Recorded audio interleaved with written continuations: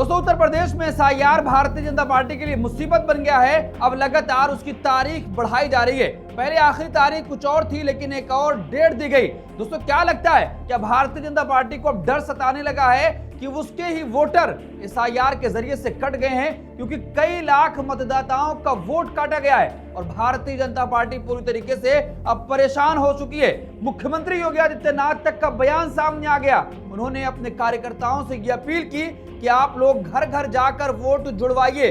क्या जिस तरीके से बिहार में एसआईआर के जरिए से विपक्ष के वोटों को काटा गया, ये आरोप सीधे तौर पर विपक्षी पार्टियों ने लगाया। क्या अब वही दांव दोस्तों उत्तर प्रदेश में भारतीय जनता पार्टी को उल्टा पड़ता हुआ दिखाई दे रहा है, क्योंकि लगातार डेट बढ़ाई जा रही है। 31 दिसंबर को ड्राफ्ट लिस्ट आ रही थी, लेकिन वो भी नहीं आ पाई। अब 6 जनवरी को आएगी। क्या भारतीय जनता पार्टी को खासा नुकसान इस एसआईआर में दोस्तों होने जा रहा है? अखिलेश यादव ने साफ कह दिया है कि आखिर किस चीज की चोरी की जा रही है, और पहले दिन से अखिलेश यादव ने अपने तमाम कार्यकर्ताओं को लगा दिया था कि घर घर जाकर लोगों के नाम बढ़वाए जाएं, किसी का नाम कट ना पाए। और अखिलेश यादव ने अधिकारियों को साफ धमकी भी दी थी कि अगर एक भी किसी का नाम ऐसा काटा गया तो आप तुरंत हमारे पास आइए, पुराने वोटर लिस्ट को लेकर आइए, जो नाम कटा है उसकी भी लिस्ट लेकर आइए।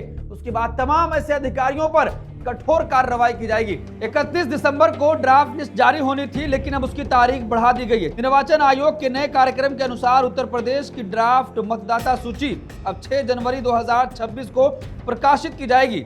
सीआई का कहना है कि अभी 1 महीने का अभियान और चलाया जाएगा, जिसमें दूसरे चरण में करोड़ों नए मतदाताओं को शामिल किया जाएगा। दोस्तों अब तारीख पे तारीख एसआईआर की बढ़ाई क्यों जा रही है, इस पर गंभीर सवाल उठ रहे हैं। अखिलेश यादव ने तंज चुनाव आयोग पर कसा है। उन्होंने पोस्ट में लिखा, जैसे चुनाव में मतदान का प्रतिशत और परिणाम घोषित करने में देर होने से जनता को आशंका होती है, वैसे ही आशंका मतदाता सूची के प्रकाशन की तिथि टाले जाने से हो रही है। कहीं मानवीय भूल के बहाने मतदाताओं का आंकड़ा बढ़ न जाए। दोस्तों जिस तरीके से एक तारीख दी गई थी कि ये आखिरी तारीख होगी, उसके बाद एसआईआर का फॉर्म नहीं भरा जाएगा, लेकिन 2 तारीख बढ़ाई गई। अब ड्राफ्ट लिस्ट आनी थी, लेकिन उसकी भी तारीख बढ़ा दी गई। अब अखिलेश यादव ने साफ यही कह दिया है कि जैसे आंकड़े बदल जाते हैं, चुनाव आयोग पहले ये कहता है कितना प्रतिशत मतदान हुआ है, लेकिन जब फाइनल लिस्ट जारी होती है तो उसमें आंकड़े बढ़ा दिए जाते हैं, और जो आंकड़े बढ़ते हैं साफ तौर पर पता चलता है कि वहां पर किसकी जीत हो रही है। अब अखिलेश यादव ने यहां पर भी आशंका जता दी है, कहीं ऐसा तो गड़बड़ नहीं होने वाला है, क्योंकि मुख्यमंत्री योगी आदित्यनाथ ने अपने कार्यकर्ताओं से अपील कर दी थी कि आप घर घर जाकर वोटर लिस्ट बनवाइए, क्योंकि जो नाम कटा है कहीं ना कहीं वो भारतीय जनता पार्टी के कार्यकर्ता हैं, और ये नाम करोड़ों में कटा था।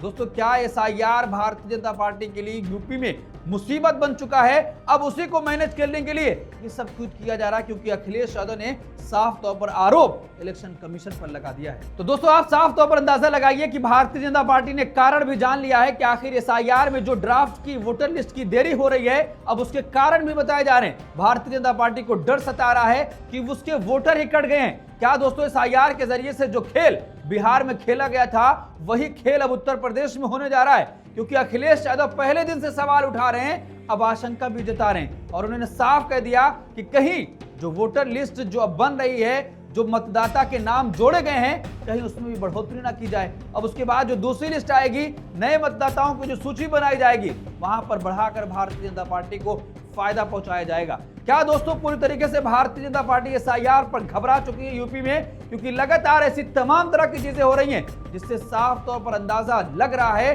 कि कहीं ना कहीं अंदर कुछ खेल चल रहा है। अखिलेश यादव ने यह भी कहा कि कहीं वोटर लिस्ट में नाम और परसेंट बढ़ाकर कहीं अंदर ही अंदर कुछ खेल तो नहीं रचा जा रहा है। दोस्तों आपको क्या लगता है, कमेंट करके जरूर बताएं, और हमारे इस चैनल को सब्सक्राइब करें, ज्यादा से ज्यादा लोगों तक पहुंचाएं।